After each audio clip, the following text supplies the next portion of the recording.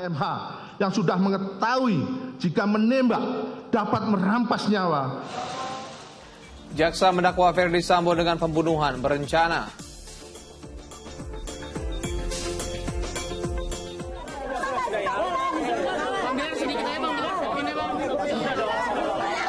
Rizky Bilar penuhi wajib lapor di Polres Jakarta Selatan.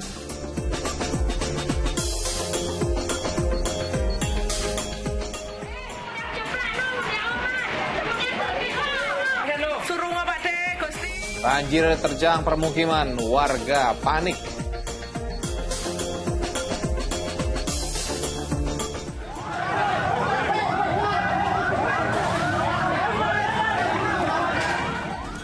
Bentrokan libatkan dua kelompok pemuda dan anggota Ormas.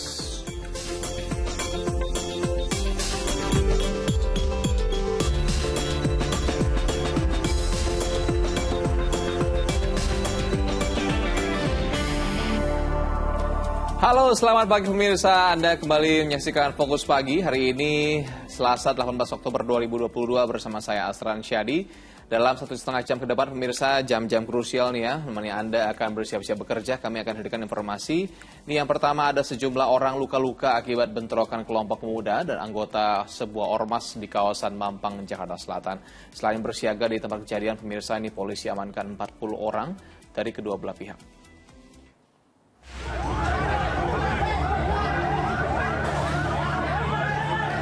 Sebuah video amatir merekam bentrokan antara kelompok pemuda dengan anggota ormas kepemudaan lainnya.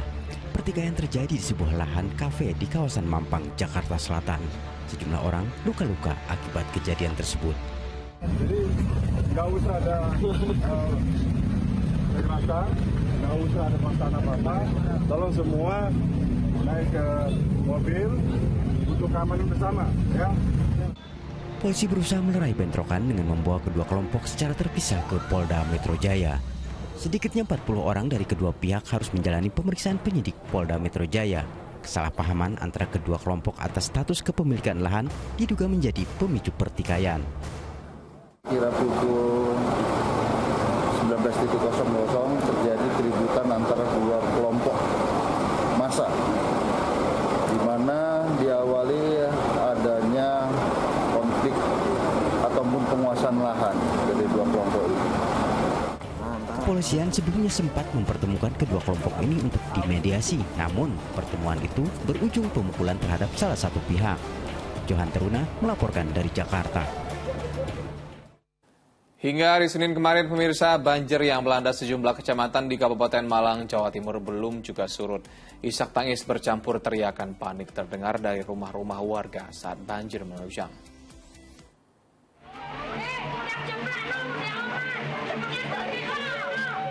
Warga Lebak Harjo, Ampel Gading, Kabupaten Malang panik saat banjir bandang menerjang desa mereka Senin pagi.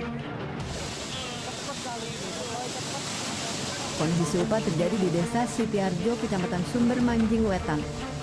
Banjir mengenangi jalan dan sawah akibat air sungai meluap menyusul jebolnya tanggul. Ini saya sudah naik tuh, lihat tuh. Rumah tinggal bowongnya Pak Yan, rumahnya tinggal bowongnya Pak Yan. Di sejumlah titik ketinggian banjir bahkan mencapai 2 meter hingga mencapai atap rumah-rumah. Hati-hati Pak John. Suruh Pak Dek, Gusti. Selamat Gusti. Sementara itu teriakan panik bercampur doa terus terdengar dari atap rumah-rumah warga yang terdampak banjir. Gusti, mungkin diparingi selamat betul. Wanita ini misalnya terjebak banjir hingga bertahan di atap rumah. Ia terus mengkhawatirkan keselamatan ibunya yang juga terjebak banjir di rumah seberang. Kuat loh, Mbok, hati-hati loh, Mbok. Kuat loh, Mbok. Betapa tidak, air banjir perlahan terus naik mendekati tempat sang ibu terbaring sakit. Banjir di Kabupaten Malang melanda Kecamatan Donomulyo, Sumber Manjing Wetan, Ampel Gading, Pagak, dan Kecamatan Bantur. Hingga Senin petang, akses menuju sejumlah kawasan terdampak banjir masih lumpuh.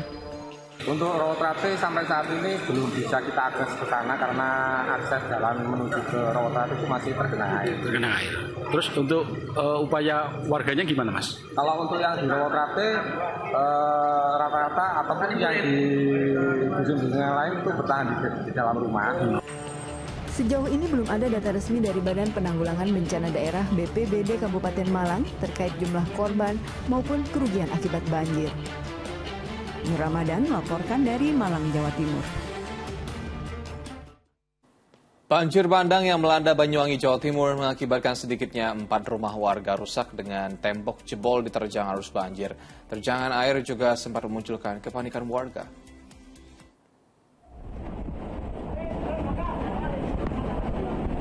Hujan deras yang turun semalaman mengakibatkan sejumlah wilayah di Banyuwangi hingga Senin siang masih dilanda banjir.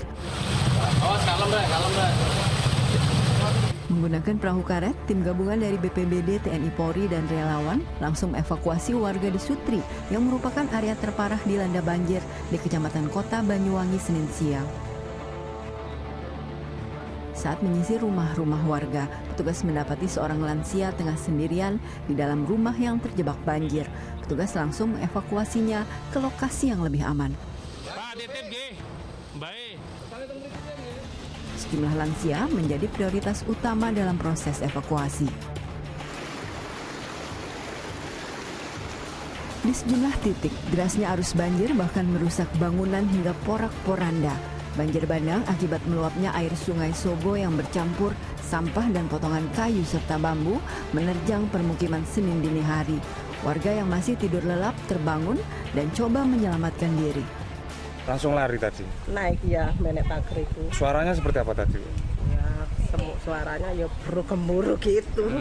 Pintu pagarnya sudah nggak bisa dibuka lagi, Bu, ya? Nggak bisa itu. Sedikitnya 4 bangunan rusak berat dengan tembok-tembok rumah jebol. Karena jembatan itu tidak bisa menampung luapan air dan banyak kotorannya, jadi air itu mengarah langsung ke selatan semuanya. Di situ airnya di sini juga tidak bisa menampung, akhirnya tembok belakang ini jebol, punya tetangga jebol, airnya mengalir terus di sini sampai luapan ke sana, tembok perumahan juga jebol. Hingga Senin petang, petugas masih melakukan upaya pembersihan sampah yang menumpuk di permukiman. Warga yang rumahnya rusak sementara mengungsi ke rumah kerabat dan tetangga. Taufik Ferdiansyah melaporkan dari Banyuwangi, Jawa Timur. Sementara itu banjir yang menerjang permukiman di Blitar, Jawa Timur membuat warga khawatir karena ketinggian air yang masuk ke dalam rumah semakin meningkat. Ratusan rumah warga dan warga diungsikan petugas dengan perahu karet.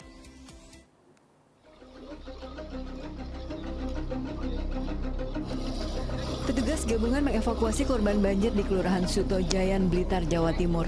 Mereka dibawa ke posko pengungsian di Balai Warga Kantor Kelurahan Sutojayan dengan menggunakan perahu karet. Sedikitnya ada 179 orang yang berada di tempat pengungsian tersebut. Sebagian besar adalah warga lanjut usia serta anak-anak. Termasuk seorang warga yang mengalami sakit stroke. Mereka terpaksa diungsikan karena ketinggian air di dalam rumah semakin meningkat dan kawasan Sutojayan merupakan permukiman paling parah yang dilanda banjir.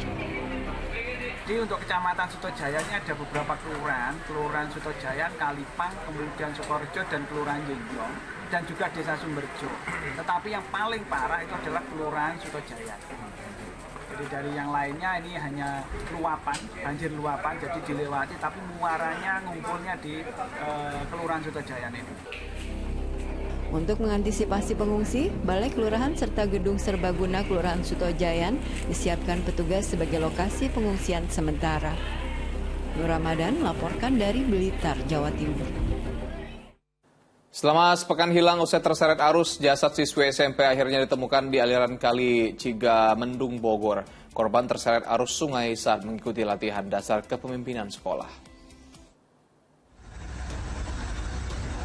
Di sepanjang aliran kali Cigamendung, Kabupaten Bogor, Jawa Barat inilah petugas akhirnya menemukan jenazah seorang siswi SMP di Depok, Jawa Barat.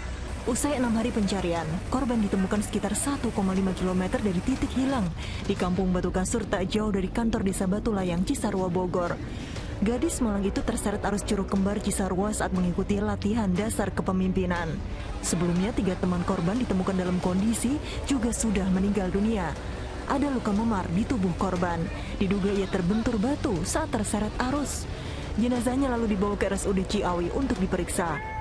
Alhamdulillah ketemu dan sekarang sudah dibawa ke rumah sakit umum daerah Ciawi.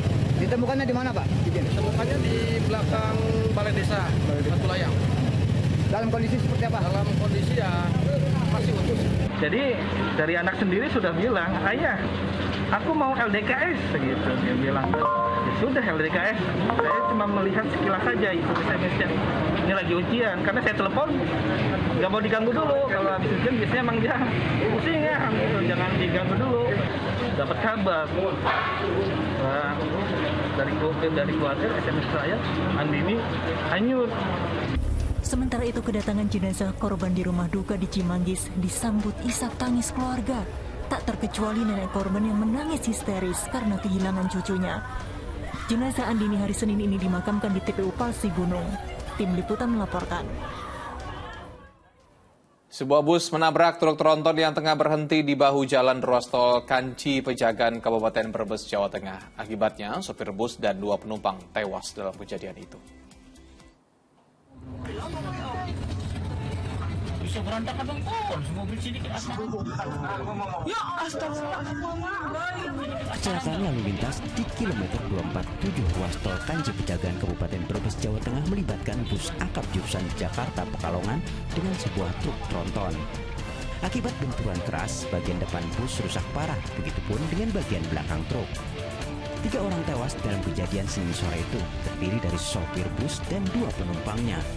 Korban tewas hingga Senin malam masih terbujur kaku di RSU Islam Mutiara Bunda.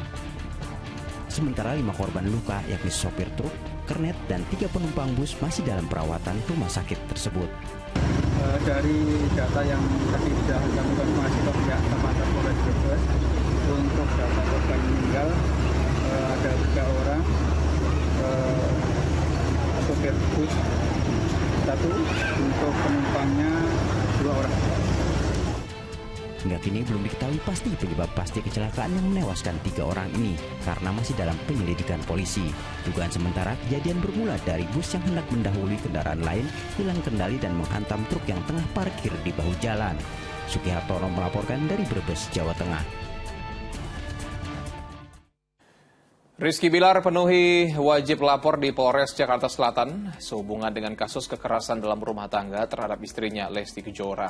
Rizky Bilar tetap harus menjalani wajib lapor usai permohonan penangguhan penahanannya dikabulkan.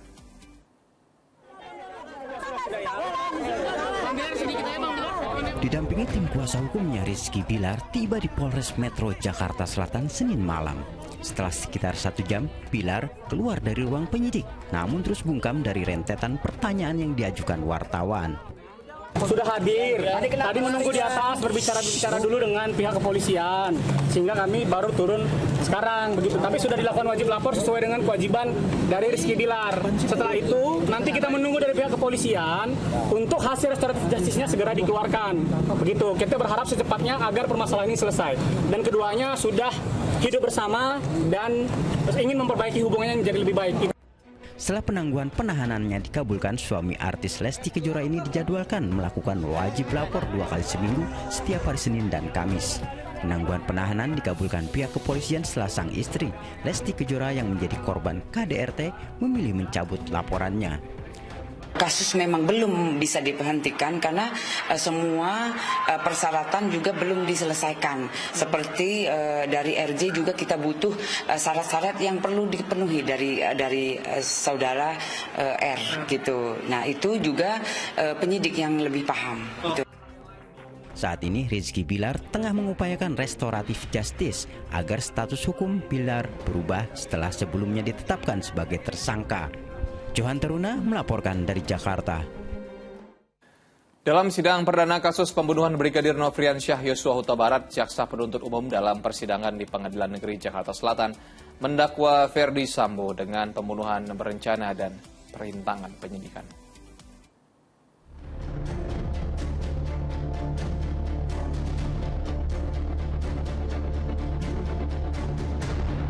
Sidang perdana Ferdi Sambo digelar di Pengadilan Negeri Jakarta Selatan Senin siang dengan agenda pembacaan dakwaan kasus pembunuhan Brigadir J atau Nofriansyah Yosua Huta Barat.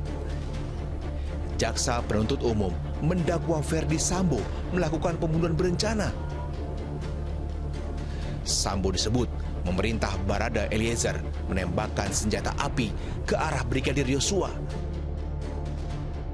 Selanjutnya terdakwa Ferdi Sambo SHSI KMH yang sudah mengetahui jika menembak dapat merampas nyawa, berteriak dengan suara keras pada saksi Richard Eliezer Pudihang Lumiu dengan mengatakan, "Weh, kau tembak, cepat weh, kau tembak."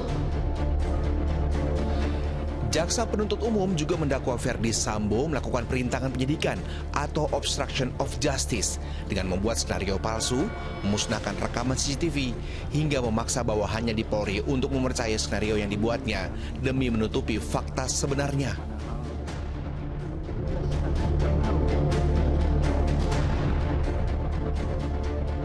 Sementara itu, pihak tim kuasa hukum dalam eksepsinya menyebut Ferdi Sambo tidak memerintahkan Barada Eliezer untuk menembak Yosua.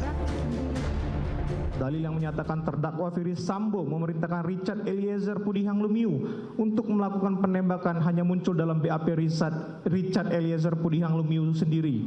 Sementara dalam BAP terdakwa bisa dilihat dalam butir 6 halaman 3 BAP tambahan tanggal 8 September 2022 dan BAP saksi Kuat Makruf butir 5 halaman 8 BAP tambahan tanggal 8 September 2022 yang saling bersesuaian.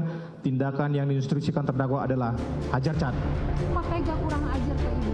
Yang dijawab kurang ajar. Hakim Ketua Wahyu Iman Santosa pun memberikan waktu kepada jaksa penuntut umum untuk menjawab eksepsi tim kuasa hukum Sambo hari Kamis 20 Oktober mendatang. Teatrika Putri dan Ahmad Teguh melaporkan dari Jakarta. Sementara itu istri Ferdi Sambo, Putri Chandrawati juga didakwa oleh jaksa penuntut umum terlibat bersama-sama melakukan pembunuhan berencana terhadap Brigadir Yosua. Putri Chandrawati disebut oleh jaksa terlibat dalam skenario yang sudah dibuat oleh suaminya. Bawah tampak kru, teleng mata bulat berdiameter 3 mm. Dalam sidang yang dimulai pukul 3:30 petang ini, tim jaksa penuntut umum membacakan dakwaan untuk Putri Chandrawati yang dinilai mengetahui rencana pembunuhan berencana oleh sang suami Ferdi Sambo, tetapi tidak mencegah terjadinya perbuatan pembunuhan. Bahkan Putri juga dinilai dengan berbagai cara membantu skenario untuk menyempurnakan alibi pembunuhan. Jadi ada banyak orang yang bukan cuma terdakwa Putri Chandrawati aja. Nah, terhadap apa yang diperbuat oleh Putri Chandrawati adalah sudah terlihat dengan jelas mulai dari pertama terdakwa Putri Chandrawati lah yang menelepon Ferdi Sambo. Kemudian ada lagi terdakwa Putri Chandrawati lah yang memesan PCR.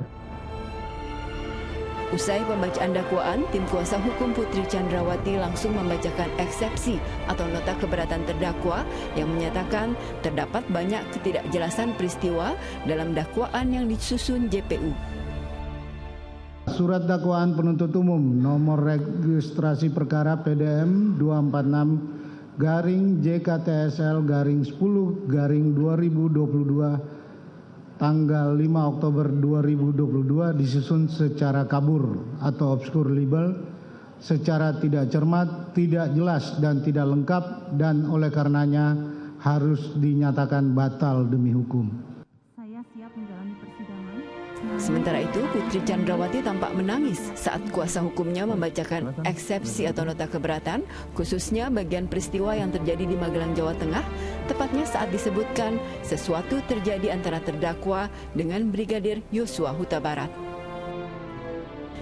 Tim Liputan Indosiar melaporkan dari Jakarta. Selain itu, dimulai juga sidang perdana kasus pembunuhan berencana Brigadir Yosua dengan terdakwa Ricky Rizal dan Kuat Ma'ruf. Jaksa penuntut umum memberikan dakwaan kepada keduanya diduga turut serta dalam pembunuhan berencana yang menghilangkan nyawa Brigadir Yosua di Komplek Polri Duren 3, Jakarta Selatan.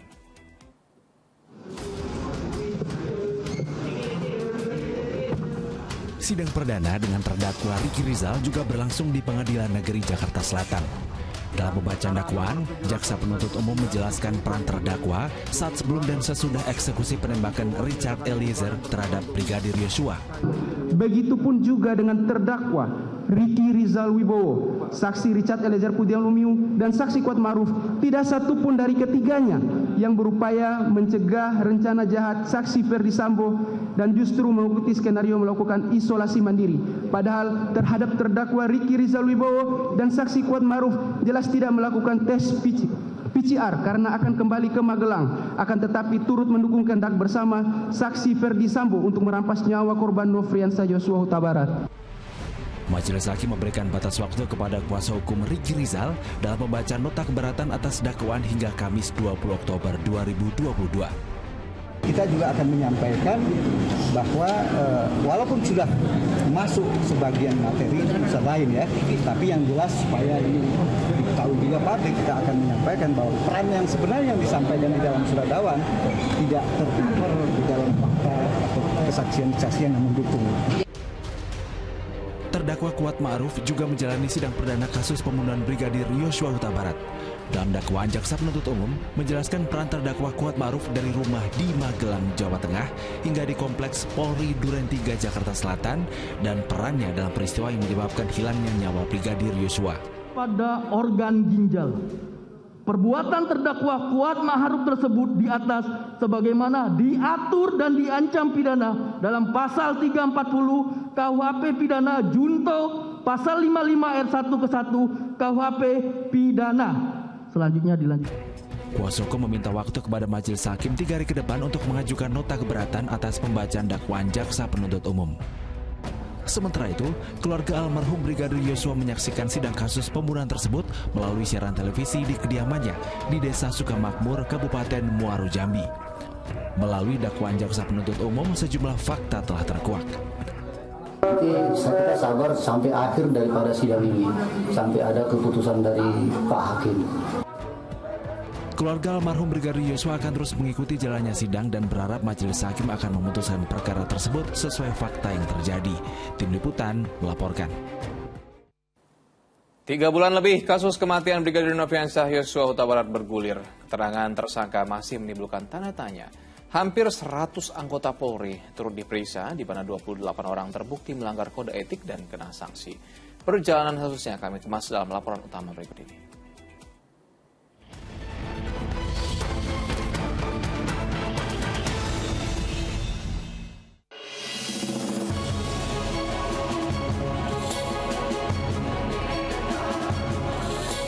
Sejak awal, perjalanan kasus pembunuhan Brigadir Yosua menyita perhatian publik.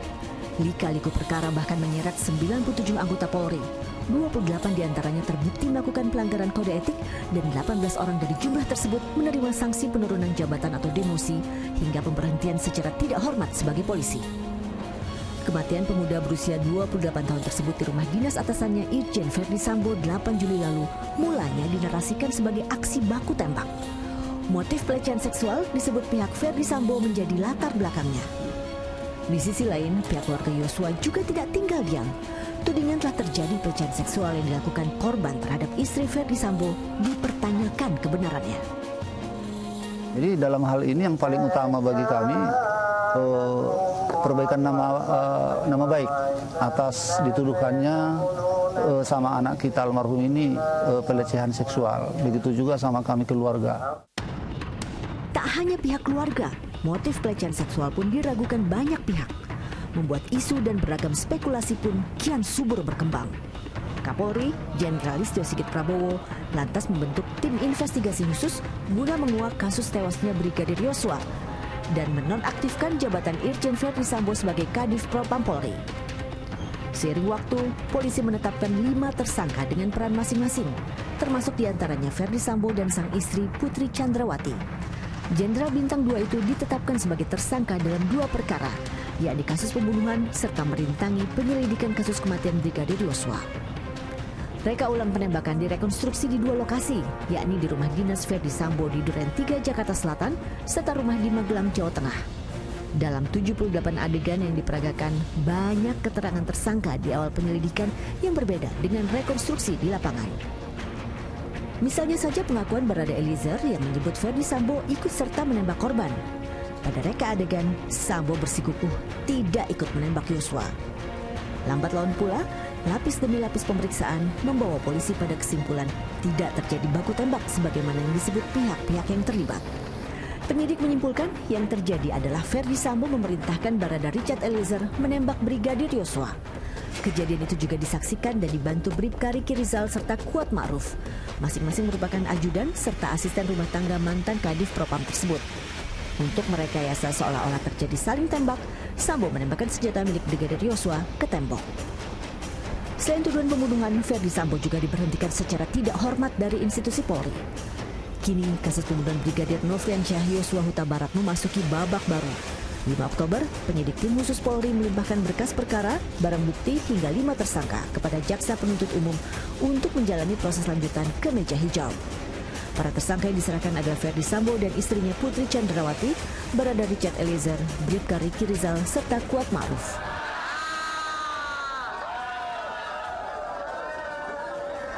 Tak hanya 5 tersangka, 6 tersangka lain juga dihadirkan bergantian oleh tim Jaksa Penuntut Umum. Mereka adalah anggota Polri yang jadi tersangka lantaran menghalangi penyidikan atau obstruction of justice. Dalam kesempatan yang sama, Ferdi Sambo memberikan pernyataan. Istri saya tangan bapak bersalah. Bapak saya pegang. Bapak bukan apa-apa, justru menjadi korban. Saya menyampaikan permohonan maaf kepada pihak-pihak yang sudah terdampak atas perbuatan saya, termasuk bapak dan ibu dari Yosua. Patut ditunggu apakah sidang pengadilan akan menguak fakta serta membuat motif pembunuhan terhadap Brigadir Yosua menjadi terang benderang. Tim Liputan melaporkan. 7 orang meninggal dunia akibat kecelakaan sebuah kapal yang baru diuji coba di perairan desa Boa, Kabupaten Rotendao, Nusa Tenggara Timur. Keluarga tak kuasa menahan kesedihan saat jenazah didoakan bersama-sama.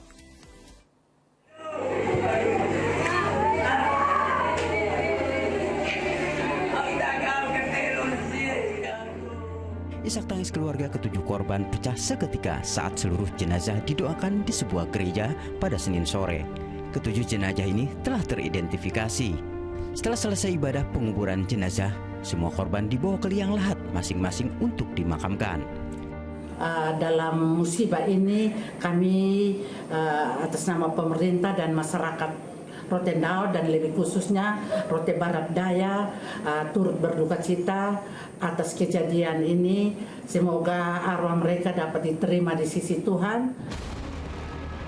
Sementara korban lain yang mendapat perawatan medis kondisinya sudah semakin baik. Sebelumnya sebuah kapal milik nelayan di Desa Ludik, Kecamatan Rote Barat yang membawa puluhan penumpang mengalami kecelakaan pada hari Minggu kemarin. Kapal yang baru selesai dikerjakan ini diuji coba oleh warga. Nahas kapal diduga dihantam gelombang dan kelebihan kapasitas sehingga puluhan penumpang terjatuh ke laut. Akibatnya, dari 41 penumpang, 7 diantaranya meninggal dunia, 11 orang dirawat di puskesmas, dan 2 orang dirujuk ke RSUD Baa, dan 21 lainnya telah dipulangkan ke keluarganya. Jeffrey Suni melaporkan dari Kabupaten Rotendao, Nusa Tenggara Timur. Gagah berani, wanita lanjut usia menghadang dan melerai tawuran pelajar. Informasi selengkapnya sejenak pariwara.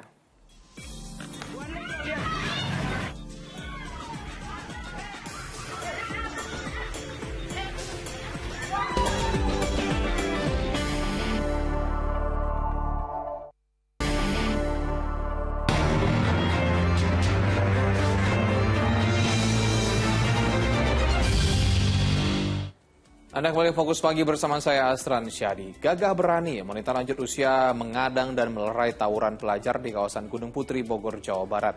Hanya dengan sebatang bambu, pedagang lumpia basah itu berhasil mengusir dan membubarkan tawuran tersebut.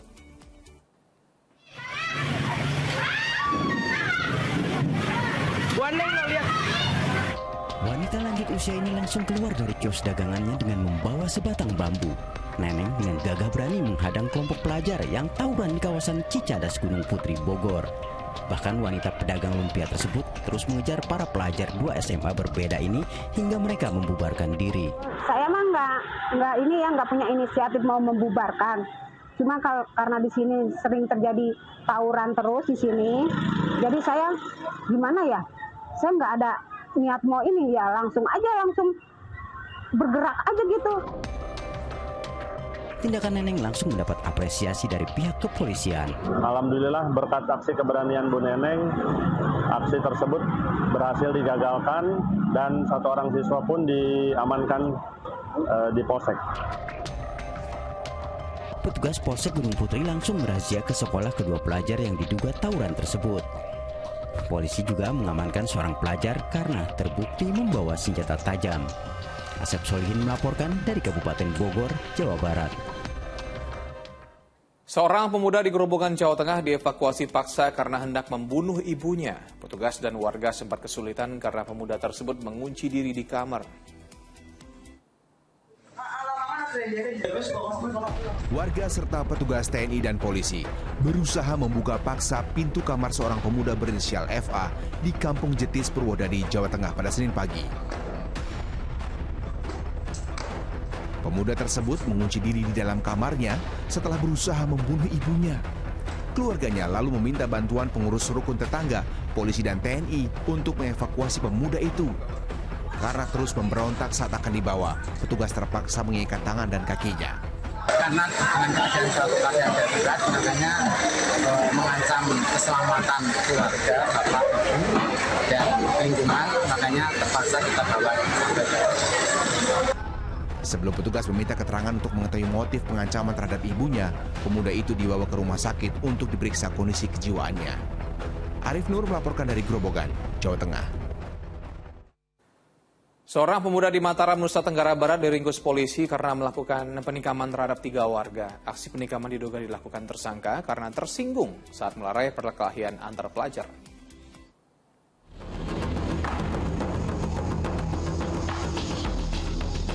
Inilah video amatir yang berhasil mengidentifikasi pelaku penikaman terhadap 3 warga di wilayah Pagutan, Mataram, Nusa Tenggara Barat akhir pekan lalu.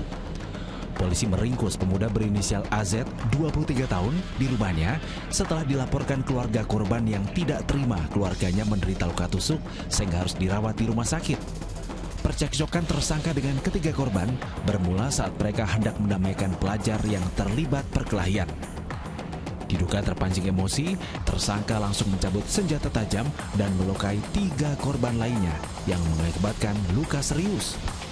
3 korban ini mengalami luka sangat serius, ada yang kena luka tusukan dan juga ada yang kena luka sayatan. Kemudian salah satu tim kami yang mana sebelumnya sudah kami bagi, ada yang mengecek ke korban dan ada juga yang mengecek ke ataupun ada yang melaksanakan olah TKP. Atas ulah nekatnya, tersangka dijerat pasal penganiayaan dengan ancaman hukuman 5 tahun penjara. Riyadi Sulhi melaporkan dari Mataram, Nusa Tenggara Barat. Wanita Parubaya di Mojokerto, Jawa Timur tertangkap kamera pengawas saat mencuri telepon genggam milik pedagang di pasar tradisional. Tak hanya itu, memanfaatkan kelengahan korban ketika ramai pembeli, pelaku juga menggasak 1 bungkus tahu. Tangannya juga HP. Aksi seorang mak-mak berkerudung hitam terekam CCTV di salah satu sudut los lapak pedagang di pasar tradisional Desa Kedung Maling, Kecamatan Soko, Mojokerto, Jawa Timur. Memanfaatkan kelengahan korban yang sibuk melayani pembeli, mak-mak bermasker putih ini nekat mencuri 1 bungkus tahu goreng. Pelaku yang berpura-pura mengantre untuk membeli terus mengawasi korban. Ketika merasa aman, pelaku juga mengambil telepon genggam yang ditaruh di meja dagangan. Usai beraksi, dengan santainya pelaku pergi dan tidak jadi membeli. Ibu jualan, lalai sama HP-nya. Sampai yang pada hampir setengah jam yang lalu. Pada saat itu rame, Mas? Iya, rame sekali. Meski mengenali ciri-ciri pelaku, namun korban tidak berniat melaporkannya ke polisi. Korban berharap barang-barang yang dicuri bisa dikembalikan. Diak Eko Purwoto melaporkan dari Mojokerto, Jawa Timur. Polisi membekuk pelaku perampokan toko kue Ruben Onsu yang terjadi beberapa waktu lalu di kawasan Lebak Bulus, Cilandak, Jakarta Selatan. Selain menangkap pelaku, polisi juga menangkap 2 penadah hasil barang curian. HA alias Apri, pelaku pencurian dengan pemberatan di toko kue milik artis Ruben Onsu, berhasil diringkus jajaran Satreskrim Polres Metro Jakarta Selatan. Pelaku diringkus di sebuah rumah kontrakan yang baru 2 minggu disewa di kawasan Ciputat Timur, Tangerang Selatan. Bukan hanya Apri, polisi juga membekuk 2 orang pelaku lain yang berperan sebagai penadah barang hasil curian. Atas perbuatannya, komplotan pelaku pencurian ini dijerat 2 pasal dengan ancaman 7 dan 4 tahun penjara. Kami peroleh identifikasi terkait dengan pelaku dan barang-barang ataupun barang milik korban yang telah digadai maupun dijual. Kami melakukan pengembangan dan kami mengamankan 2 orang rekan lainnya yang berperan menerima gadai ataupun membeli atau menguasai barang yang diduga merupakan hasil kejahatan. 5 orang saksi telah diperiksa di Mabes Polri terkait kasus peredaran narkoba yang melibatkan mantan Kapolda Sumatera Barat Irjen Pol Teddy Minahasa. Sementara pemeriksaan kode etik oleh Propam Polri kepada Irjen Pol Teddy Minahasa terpaksa dibatalkan karena yang bersangkutan meminta penundaan pemeriksaan dengan alasan kesehatan. Penyidik Ditres Narkoba Polda Metro Jaya masih terus mendalami kasus peredaran narkoba yang melibatkan mantan Kapolda Sumatera Barat, Irjen Pol Teddy Minahasa. 5 orang saksi telah menjalani pemeriksaan di Mabes Polri, Runojoyo, Jakarta Selatan, Senin sore. Kelima saksi diperiksa untuk mendalami jaringan narkoba tersebut di luar 5 oknum anggota polisi yang telah ditetapkan sebagai tersangka. Irjen Pol Teddy Minahasa sendiri telah menjalani penempatan khusus di Mabes Polri usai ditetapkan sebagai tersangka. Sementara sisanya ditahan di Polda Metro Jaya. Sementara itu rencana pemeriksaan pelanggaran kode etik oleh Divisi Propam Polri terhadap Irjen Pol Teddy Minahasa hari Senin terpaksa dibatalkan. Rencananya pada hari ini juga akan dilaksanakan pemeriksaan terhadap IJPTM terkait dengan dugaan pelanggaran kode etik Polri. Namun karena yang bersangkutan kurang sehat, maka yang bersangkutan minta dilakukan pemeriksaan oleh dokter, kemudian untuk pemeriksaan terkait dengan dugaan pelanggaran kode etik diundur. Ya, jadi untuk IJPTM pemeriksaan dugaan pelanggaran terkait dengan. Polisi kembali menggerebek Kampung Boncos di Palmerah, Jakarta Barat. Dalam lapak tersebut, aparat mendapati 5 alat hisap dan mengamankan 4 terduga pelaku penyalahgunaan narkoba.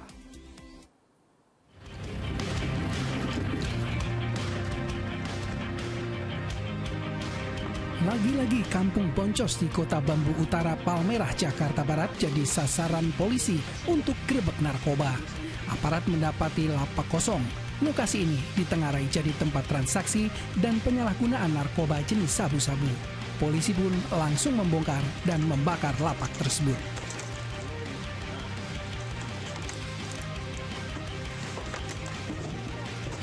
Aparat juga menyita barang bukti 30 alat hisap, ratusan korek api, uang senilai Rp1 juta lebih, kartu ATM, dan ponsel.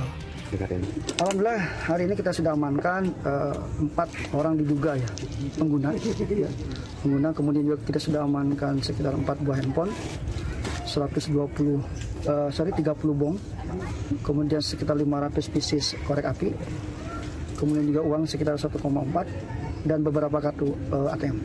4 pelaku termasuk 1 wanita yang tengah tertidur dalam lapak tersebut pun diamankan ke Polsek Palmerah. Jayadi melaporkan dari Jakarta. 2 hari menjalani pemeriksaan di Barreskrim Mabes Polri, bos judi online Apin BK alias Joni tiba di Bandara Internasional Kuala Namu, Deli Serdang, Sumatera Utara. Selanjutnya tersangka akan menjalani pemeriksaan lanjutan terkait kerajaan judi online yang dimilikinya. Dengan pengawalan ketat aparat kepolisian, bos judi online Apin BK alias Joni Senin sore mendarat di Bandara Internasional Kuala Namu. Dengan baju tahanan dan tangan terikat, Apin BK langsung diboyong polisi masuk ke dalam mobil untuk dibawa ke Mapolda Sumut. Apin akan diperiksa terkait kasus judi online terbesar di Sumatera Utara yang dimilikinya. Selain jaringan judi online, polisi juga akan mendalami kejahatan tindak pidana pencucian uang Apin BK. Salah satunya dengan memeriksa kemana aliran dana bos judi online ini mengalir. Semuanya nanti kita dalami. Yang kemarin ada 15 orang ditangkap, 14 orang sudah dilakukan, sudah ditetapkan sebagai tersangka dan dilakukan penahanan. Itu semuanya secara komprehensif akan didalami oleh penyidik. Mayat dalam kantong plastik gegerkan warga. Informasi selengkapnya sejedah pariwara.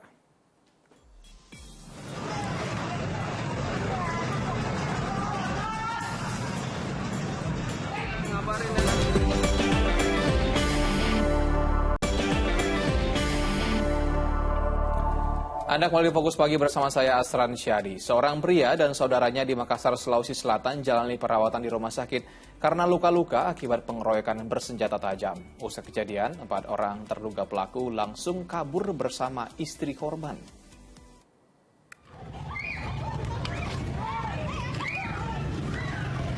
Warga Jalan Tanjung Alang 2 Memajang, Kota Makassar, Sulawesi Selatan langsung heboh saat pengeroyokan terjadi.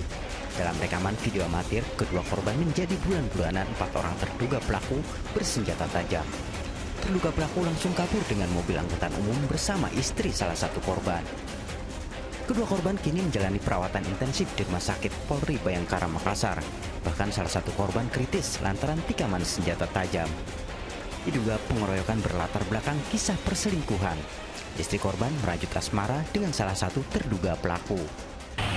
Motif kejadian ini awalnya istri salah satu korban yang berinisial E ini dicurigai ada hubungan dengan tersangka si Dewa. Selain memeriksa tempat kejadian dan sejumlah saksi, polisi juga tengah memburu para terduga pengeroyokan terhadap kedua korban. Andi Muhammad Sardi melaporkan dari Makassar, Sulawesi Selatan. Penemuan mayat dalam kantong plastik hitam di ruas jalan arteri Kalimalang, Bekasi, Jawa Barat menggegerkan warga. Hingga saat ini belum diketahui identitas mayat tersebut.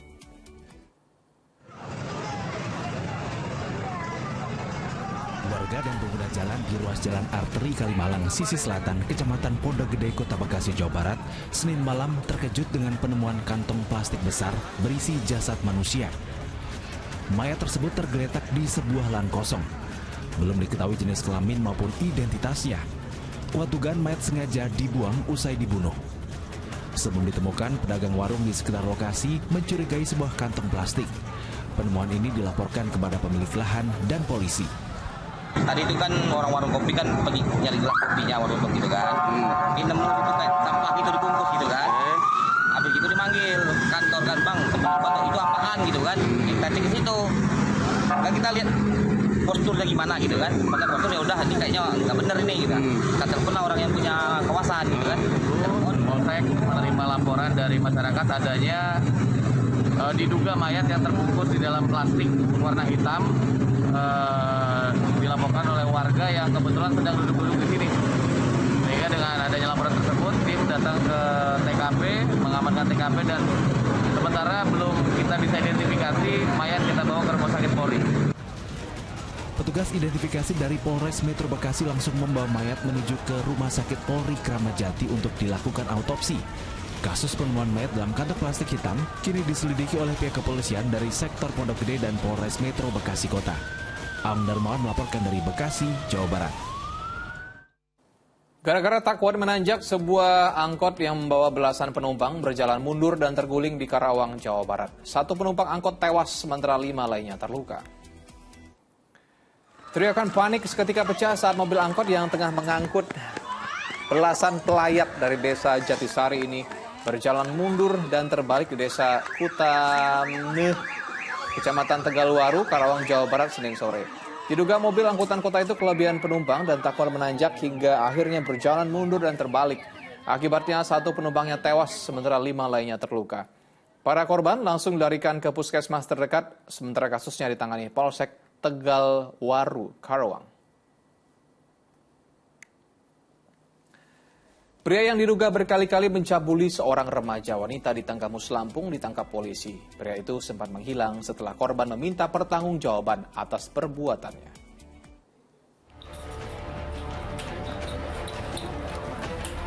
Polisi langsung meringkus tersangka ketika disergap di rumahnya di Kota Agung, Tanggamus, Lampung. Pria berusia 27 tahun itu diduga telah berkali-kali mencabuli seorang remaja wanita sejak bulan Juni tahun 2021 dengan modus berpacaran. Korban terpaksa menuruti keinginan tersangka lantaran berada di bawah ancaman. Selain itu, remaja wanita tersebut dijanjikan akan dinikahi oleh tersangka jika hamil. Namun setelah aksi cabul tersangka pada bulan Agustus 2022, korban menuntut pertanggungjawaban. Tiba-tiba pria itu menghilang. Korban pun menceritakan perbuatan tersangka sehingga keluarga remaja wanita tersebut melapor ke polisi. Jadi dengan modus pelaku memanggil korban sebanyak 3 kali ke rumahnya. Kebetulan memang TKP-nya ada di rumah pelaku dengan modus akan memberikan uang jajan. Atas perbuatannya, tersangka terancam sanksi 15 tahun penjara karena dugaan pencabulan dan melanggar Undang-Undang Perlindungan Anak. Asep Saifullah melaporkan dari Tanggamus, Lampung. 3 orang di Bantul, Yogyakarta meninggal dunia setelah mengkonsumsi minuman keras oplosan. Para korban tewas satu persatu setelah sempat dirawat di rumah sakit.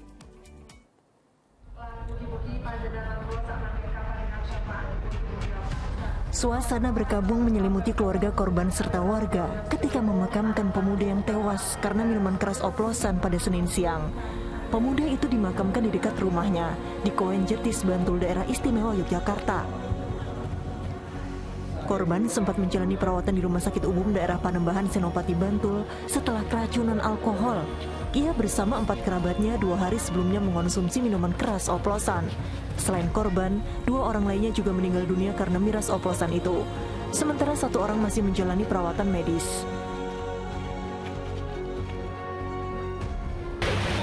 Dari keempat pasien yang datang dengan diagnosa awal adalah intoksikasi alkohol atau keracunan alkohol. Gejala yang muncul ya kalau intoksikasi keracunan adalah lemas, mual, pusing. Keempat korban mengonsumsi miras oplosan sebanyak 5 botol setelah mereka mempersiapkan hajatan pernikahan salah satu kerabatnya. Sebelumnya ada kegiatan pasang tenda malam hari, selesai pasang tenda mungkin untuk mengusir lelah atau apa, dia beli minuman beralkohol. Beli minuman beralkohol 5 orang itu. Polsek Jetis kini masih menyelidiki asal miras oplosan yang dikonsumsi para korban. Masud Falafi melaporkan dari Bantul, daerah istimewa Yogyakarta. Hilang selama 6 hari, tim penyelamat akhirnya menemukan karyawan pabrik yang terseret banjir dalam keadaan meninggal dunia di Sungai Ciasem, Subang. Korban terseret arus ketika menerobos jalan yang terendam banjir saat pulang bekerja.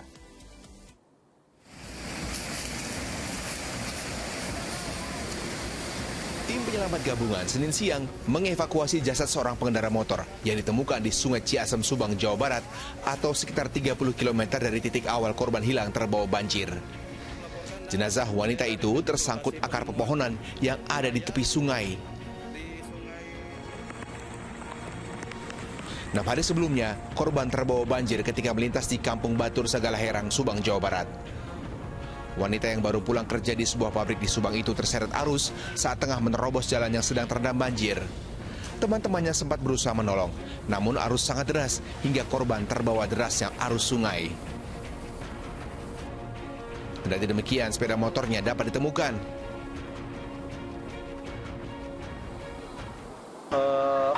Korban kelihatannya tidak mengambang di air. Korban itu malah tersangkut di pinggir air di bawah pohon bambu. Dari titik awal kurang lebih 30 meter, 30 kilo dari awal itu dari jatuhnya titik ke sebur sana sekitar 30 kilometer. Jenazah kemudian dibawa ke Rumah Sakit Umum Daerah Subang untuk diidentifikasi sebelum diserahkan kepada keluarganya. Zainal Arifin melaporkan dari Subang, Jawa Barat. Warga desa Pamotan, Pangandaran akhirnya memindahkan sejumlah jasad yang makamnya tergerus longsor. Sedikitnya 53 sisa jasad sudah diamankan dan dimakamkan kembali di tempat yang aman.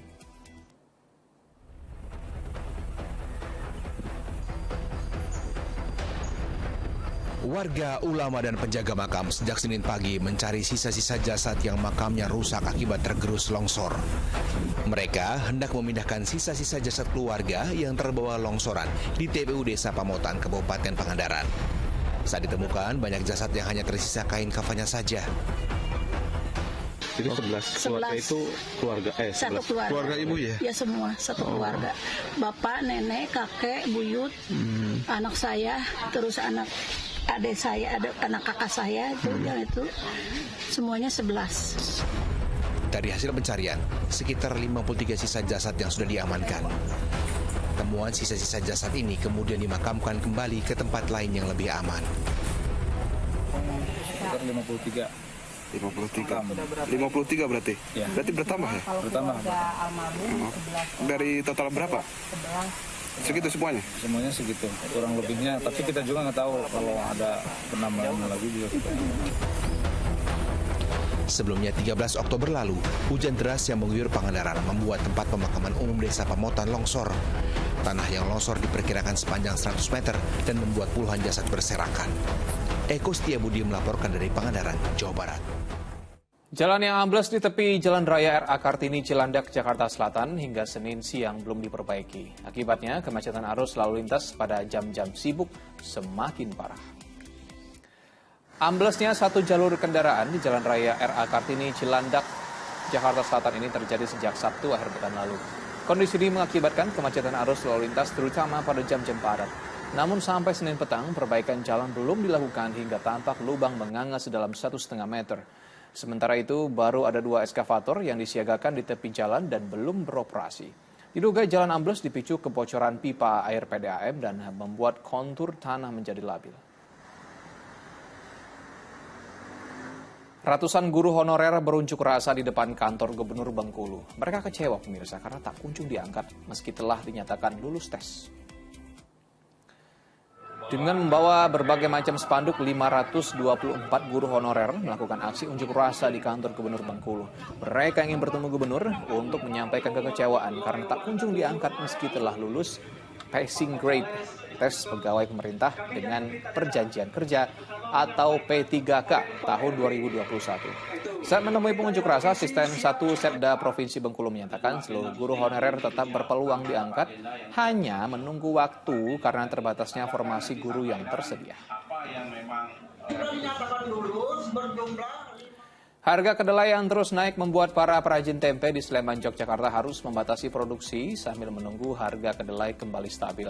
Sementara di Cimahi, Jawa Barat, harga jual tahu dan tempe di pasar tradisional mulai naik dengan ukuran tahu dan tempe yang diperkecil.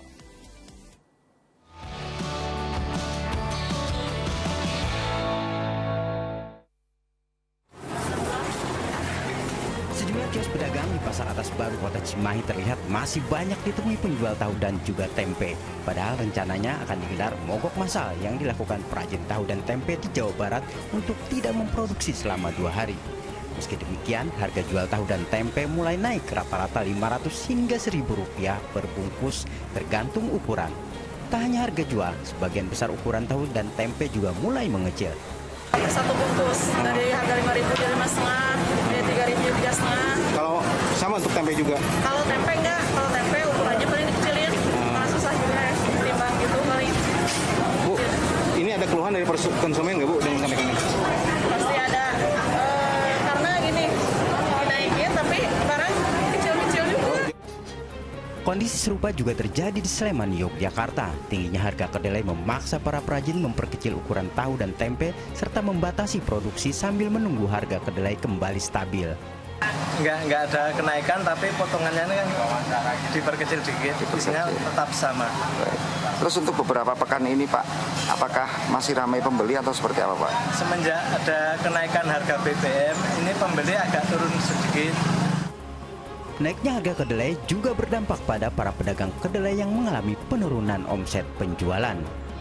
Saat ini harga kedelai mencapai Rp13.500 per kilogramnya, naik Rp2.500 dari sebelumnya Rp11.000 per kilogram. Tim Liputan melaporkan. Ruang kelas sekolah terbakar, siswa dan guru panik. Informasi selengkapnya sejenak pariwara.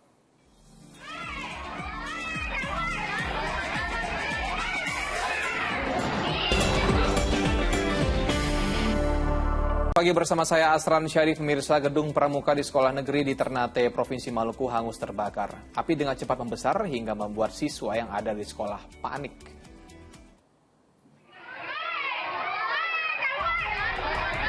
Para guru dan siswa di SMP negeri di kota Ternate ini berhamburan saat salah satu ruangan di sekolah mereka hangus terbakar. Pasalnya kebakaran terjadi saat aktivitas belajar mengajar sedang berlangsung.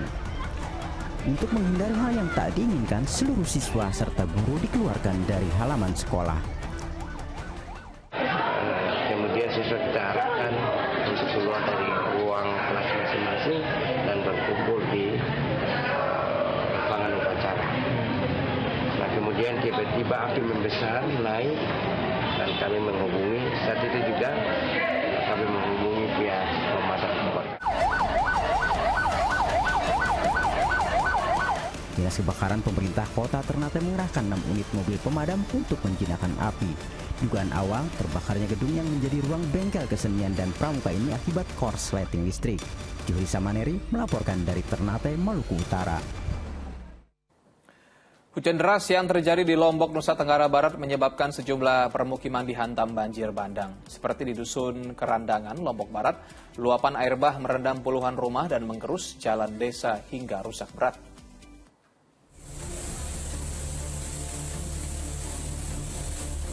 Limpahan air bah dari perbukitan ini meluber dan menerjang Dusun Kerandangan, Desa Sengigi, Kabupaten Lombok Barat. Akibatnya puluhan rumah warga di sepanjang aliran sungai terendam banjir. Selain merendam rumah, derasnya banjir usai hujan deras juga merusak sempadan sungai dan menggerus jalan desa sepanjang 1 km hingga ambles dan tidak bisa dilalui oleh warga. Petugas BPBD Senin siang berusaha menyingkirkan sampah dan batang kayu dari sungai hingga mengevakuasi warga yang paling terdampak. Dan tumpukan materialnya cukup banyak. Ini yang membuat aliran yang di bawah jembatan ini tersumbat hingga meluber ke jalan. Jalan ini sudah amblas ini. Nah ini yang akan kita tangani besok secara darurat. Sementara itu di Lombok Tengah, volume air sungai yang tiba-tiba meluap pada Senin pagi menggerus proyek jembatan Desa Kabul yang sedang dibangun. Situasi ini membuat para pekerja panik menyelamatkan diri dan mengevakuasi peralatan pertukangan agar tidak hanyut. Banjir usai hujan deras ini berakibat rendamnya permukiman warga di sekitar bantaran sungai. Tidak ada korban jiwa dalam kejadian ini, namun kerugian ditaksir mencapai ratusan juta rupiah. Sejumlah warga terpaksa mengungsi karena khawatir terjadi banjir susulan. Riyadi Sulhi melaporkan dari Kabupaten Lombok Barat dan Lombok Tengah, Nusa Tenggara Barat. Banjir bandang menerjang rumah warga di Karangasem, Bali. Selain sejumlah rumah warga rusak, 2 bocah tewas terseret arus banjir.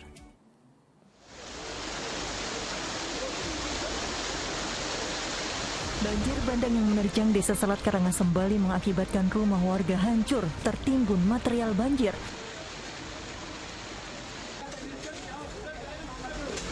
Saat kejadian ada satu keluarga yang sedang berada dalam rumah, namun tiba-tiba banjir datang dan menghantam tempat tinggal mereka. Korban berusaha menyelamatkan istri dan 3 anaknya. Namun 2 anak yang masih berusia 11 tahun dan 9 tahun hilang terseret banjir. Naas anak pertama ditemukan di sawah dalam kondisi sudah meninggal dunia. 4 jam kemudian, petugas gabungan juga akhirnya mendapati sang adik dalam kondisi tewas di Sungai Ketapang kurang lebih 10 meter dari rumah korban. Terhimpit sama beberapa kayu, kemudian tertimbun material juga. Jadi kebetulan pas kita kita bongkar pasir maupun kayu-kayu yang ada ini kita temukan target di sana. Selanjutnya korban dievakuasi menuju ke Puskesmas Selat. Selain Desa Selat, banjir juga menerjang wilayah Desa Jungutan, Kecamatan Bebandem, Karangasem. Sejumlah rumah rusak. Seorang warga terpaksa harus dievakuasi petugas karena mengalami luka setelah terkena pohon tumbang karena terjangan banjir. Banjir bandang ini juga mengakibatkan beberapa ruas jalan penghubung di desa terputus. Arianto Hutapea melaporkan dari Karangasem, Bali. Banjir bandang menerjang rumah warga di sejumlah wilayah di Kabupaten Jembrana, Bali. Untuk mengetahui kondisi terkini di sana, rekan Janet Lee akan melaporkannya untuk Anda.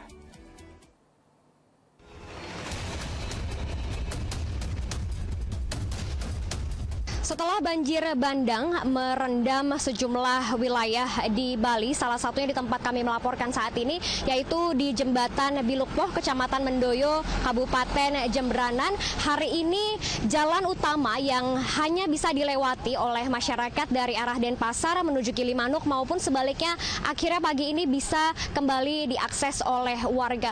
Meskipun sudah bisa diakses, namun kalau dari pantauan kami, kemacetan panjang masih terlihat di kawasan ini. Bahkan memang dari kami tadi pagi sampai di lokasi kami melaporkan, kami masih harus berjalan kurang lebih 1 km karena panjangnya truk yang mengantri ingin menuju ke arah Gilimanuk atau menuju ke arah Jawa. Kemacetan yang kami lihat di kawasan ini mencapai kurang lebih 2 hingga 3 km karena adanya buka tutup jalan yang dilakukan oleh petugas, mengingat jembatan Bilukpoh ini kemarin sempat terendam banjir, dan kalau yang kami pantau memang beberapa material maupun beberapa fasilitas di jembatan begitu memang rusak cukup parah, sehingga memang harus masih sangat berhati-hati, dan petugas juga masih memantau apakah kerusakan ini bisa bertambah parah ataukah masih sanggup menahan beban kendaraan yang melintas di jembatan ini sendiri. Dan dari pantauan kami pagi hari ini masih ada pengerjaan yang dilakukan oleh petugas menggunakan truk ekskavator untuk mengangkat kayu-kayu maupun material banjir yang kemarin memang sempat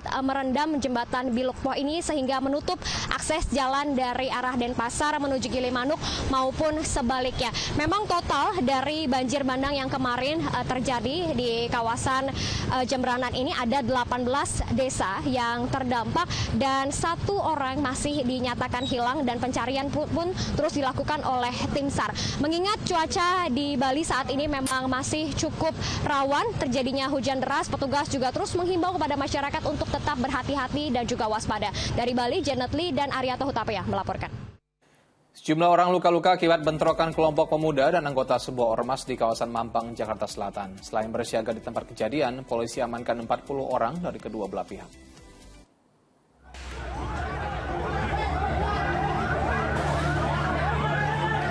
Sebuah video amatir merekam bentrokan antara kelompok pemuda dengan anggota ormas kepemudaan lainnya. Pertikaian terjadi di sebuah lahan kafe di kawasan Mampang, Jakarta Selatan. Sejumlah orang luka-luka akibat kejadian tersebut. Jadi nggak usah ada kekerasan, nggak usah ada masalah apa-apa. Tolong semua naik ke mobil untuk keamanan bersama, ya. Polisi berusaha melerai bentrokan dengan membawa kedua kelompok secara terpisah ke Polda Metro Jaya. Sedikitnya 40 orang dari kedua pihak harus menjalani pemeriksaan penyidik Polda Metro Jaya. Kesalahpahaman antara kedua kelompok atas status kepemilikan lahan diduga menjadi pemicu pertikaian. Kira pukul 19.00 terjadi keributan antara dua kelompok massa, di mana diawali adanya konflik ataupun penguasaan lahan dari dua kelompok ini. Kepolisian sebelumnya sempat mempertemukan kedua kelompok ini untuk dimediasi, namun pertemuan itu berujung pemukulan terhadap salah satu pihak. Johan Teruna melaporkan dari Jakarta. Rizky Bilar penuhi wajib lapor di Polres Jakarta Selatan sehubungan dengan kasus kekerasan dalam rumah tangga terhadap istrinya Lesti Kejora. Rizky Bilar tetap harus jalani wajib lapor usai permohonan penangguhan penahanannya dikabulkan.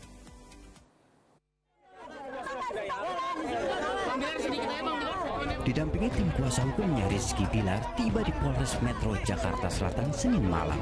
Setelah sekitar 1 jam, Bilar keluar dari ruang penyidik, namun terus bungkam dari rentetan pertanyaan yang diajukan wartawan.